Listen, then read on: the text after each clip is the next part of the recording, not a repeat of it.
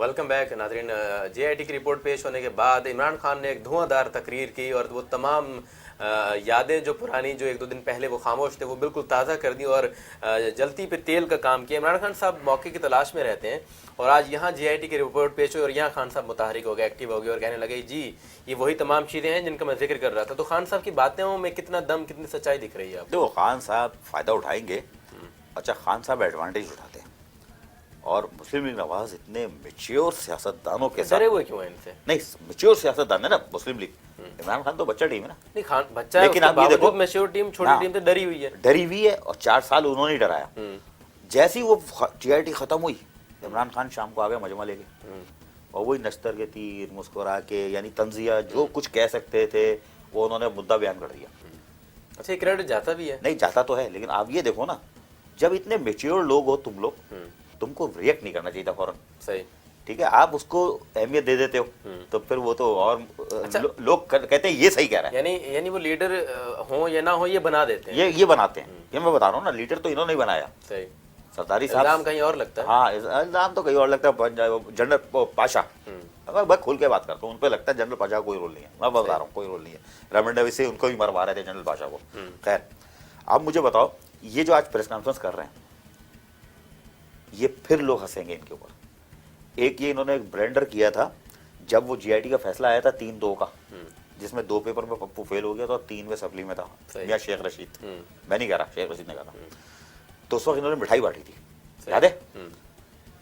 अच्छा, फैसला इंग्लिश में था, ये इंग्लिश में था, पढ़ नहीं सके। अभी जो फैसला आया है इंग्लिश में, पहले कानूनदानों से पढ़वाते, तो प्रेस कॉन्फ्रेंस नहीं करते। प्रेस कॉन्फ्रेंस यार, आप बताओ, चलो 10 वाला सुप्रीम कोर्ट ने इजाजत नहीं दी। 275 सफ़ा था, 275 सफ़े है ना, 275 सफ़े आप वैसे तो पढ़ सकते हो, मैं भी पढ़ सकता हूँ, आप भी, लेकिन उसमें से कानूनी शिकन वो बैरिस्टर और उनकी लीगल टीम निकालेगी।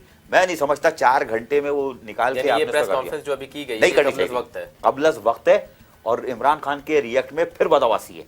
सही, फिर बता, इनको चाहिए था कल आते, आज सारी रात अपने अच्छा, मीडिया भी तो इसमें अपना काम किरदार मीडिया देखो, देखे क्या हुआ मीडिया रेटिंग जब तक प्रेस कॉन्फ्रेंस नहीं हुई थी तब तक सामने ये टिकट चल रहे थे, ये खबरें आ रही थी। वो वफाकी वज़रा जो बात पे यहाँ प्रेस कॉन्फ्रेंस करने के लिए आए थे, आज पूरी खामोशी छाई हुई है। तो उन्हें लगा लो भाई हम पे एक नया इल्जाम लग रहा है। नहीं, तो आगे बात ये कि मीडिया का काम है शोर करना, ठीक है, लॉबिंग करना, सब कुछ है ना। आप हुक्मरान जमात हो और पहली दफा नहीं बने हो, 2 दफा वजीर आला, 3 दफा वजीर आजम, और जो सभी के सभी तजुर्बेकार, और आपके साथ जो टीम है वो भी मैच्योर थी। कोई ऐसा नहीं है जो कल सियासतदान बनाओ।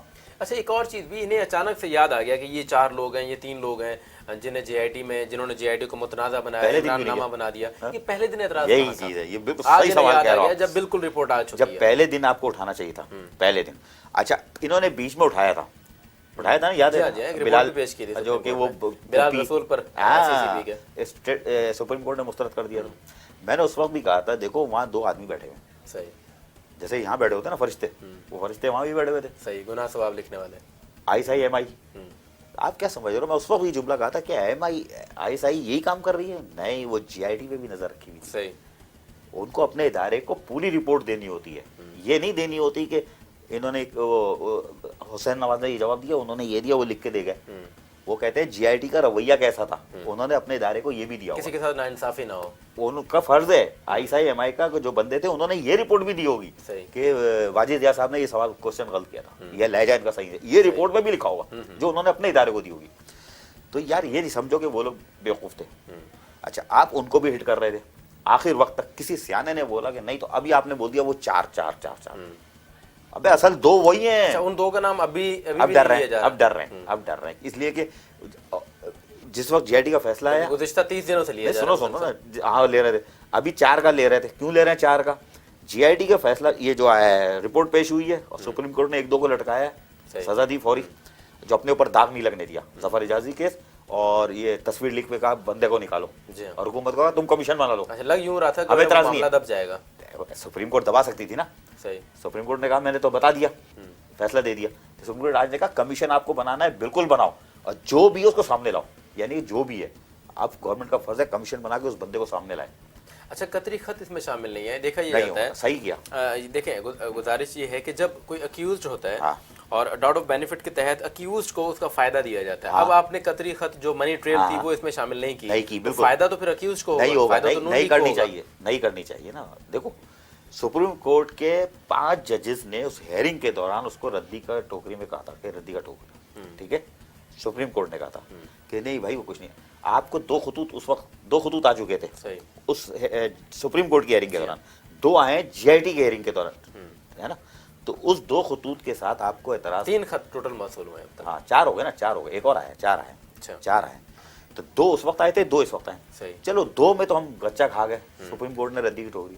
اب ایک موقع قدرت نے دے دیا تھا کہ سپریم کورٹ مہربان ہو گئی تھی کہ جی آئی ٹی 60 دن کا ٹائم دیا تھا. اس میں جب آپ خط بھیج رہے تھے ایک فوٹو اسٹیٹ لگا دیتے نا یار, اور تھوڑی سی اس کو ایسی مشین سے نکالتے, یعنی پاکستان سے کرواتے, اپنی مشین نہیں کا, تمہاری تو مشین بہت اچھی اوریجنل آ جاتا, پاکستان سے فوٹو اسٹیٹ کرواتے, دھندلا آتا, پھر جی آئی ٹی پھنس جاتی, یار تصدیق کرو اس کی, پھر وہ چلے بھی جاتے. تو اس میں آپ سمجھتے ہیں جی آئی ٹی کا کوئی قصور ہے کہ یہ نہیں, جی آئی ٹی کا کوئی قصور نہیں ہے یار.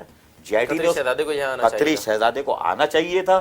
اگر نہیں آ سکتا تھا تو یہ جملہ نہیں بولتا کہ ہم عدالتی کارروائی کے اس میں دائرے کار میں نہیں آتے, ہم دعا کی ایمبیسی میں بھی نہیں آئیں گے. اگر وہ نہیں اچھا, اگر آپ اتنے بڑے شہزادے یار اتنے بڑے شہزادے ہو, یا تیتر بٹیر کا شکار کرنے, ہرن کا کرنے جو آتے ہو, 20 دن پہلے آئے تھے, وہ کیوں کرنے آئے تھے؟ کسی نے کہا ہے, اور اس کو چھوڑو یار, اب ایک اور بولو, بن قاسم. وہ کسی نے کہا ہے کہ اگر آپ انہیں بلانا چاہتے ہیں واقعتاً تو سپریم کورٹ کے ارد گرد تلوڑ چھوڑ دیں, خود ہی آ جائیں گے. بن قاسم میں جو میاں صاحب کا اور ان کا بزنس ہے 200-320 ارب روپے کا گیم ہے, اس میں تو آیا تھا وہ. جی ہاں.